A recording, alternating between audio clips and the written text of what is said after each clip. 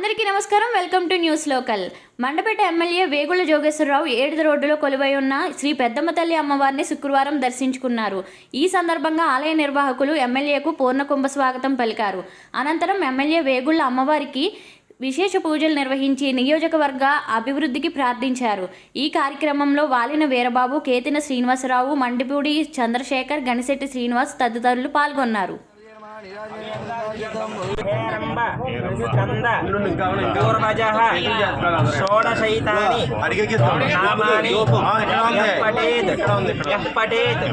శృణుయాదపి విద్యా ఆరంభే వివాహే చ ప్రవేశే నిర్గమే తథా సంగ్రామే మమ సర్వ కార్యేషు సర్వదా.